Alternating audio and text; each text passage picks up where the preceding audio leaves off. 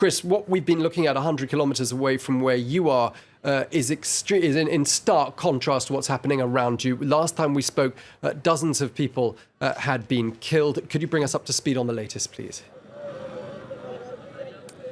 That's right, Tom. Yeah, so we're at the Malacca protest site, which is just a few hundred meters from the barrier fence with Israel. We've been here throughout the day. The crowds now do seem to be leaving, but it's been a day of chaos and carnage really here, starting pretty early on. What you've seen is kind of various levels of protesters, those who will stand and observe from afar, and then right down at the front near the barbed wire fence which separates us from Israel, you see what at times was hundreds of mainly young men getting very close to the border fence, and that's when the Israelis tend to open fire. The last death toll we had shows that this has been bloodier pretty much on its own than the vast majority of what's gone before during 6 weeks of protests. I was talking about those 6 weeks of protests. There was a call for a big turnout today as the US embassy has moved Jerusalem ahead of Nakba Day tomorrow. Hamas, which runs the Gaza Strip, also saying that it wouldn't oppose people seeking to breach the fence. And well, the toll speaks for itself, really, in terms of the number of casualties today and the way the Israelis have responded. And the day began with an airdrop of leaflets by the Israeli authorities warning people not to approach the fence and warning them of the consequences of doing so.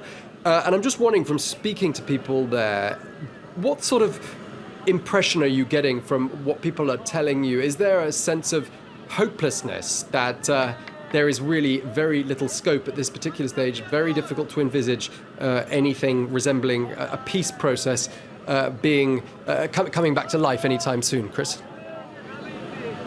That's right, yes. Well, as I said, there's been 6 weeks of demonstrations. They were over the right to return for Palestinian refugees forced from their land with the state of the creation of Israel. But throughout that series of protests, and indeed today, a series of underlying and new issues have re-emerged. There's the issue of statehood, of course.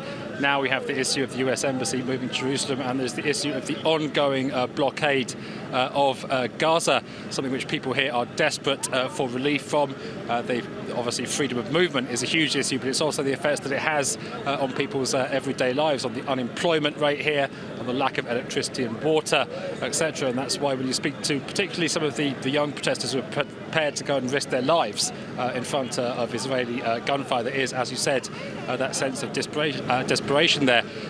They've been protesting often. There are many more people here than were, for example, on last Friday's protest. Many people we've been speaking to in Gaza, not necessarily attending all of those, but saying that the protests that are planned today and tomorrow, in terms of the significance of the issues, they were absolutely determined to come along. It's not just a picture of what happens right up by the border fence, the violence that happens up at the border fence. There have been many thousands more Palestinians here today.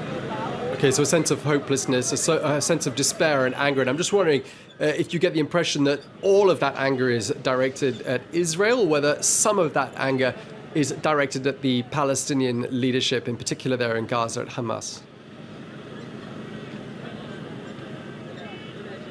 Well, I was talking about there about the conditions within Gaza. They are obviously, for the most part, despite the blockade, etc., despite the violence on the border, they are everyday issues. The blockade is obviously part of it, but as you say, there is frustration from people directed towards what is an ongoing rivalry between the two main factions, Fatah and Hamas, who, as you say, are in control here in Gaza. There have been numerous reconciliation efforts over the years, but people here really feel that in terms of the situation on the ground, things aren't moving forward, although obviously their key gripes are with the Israelis, and the anger today very much directed towards the other side of the border.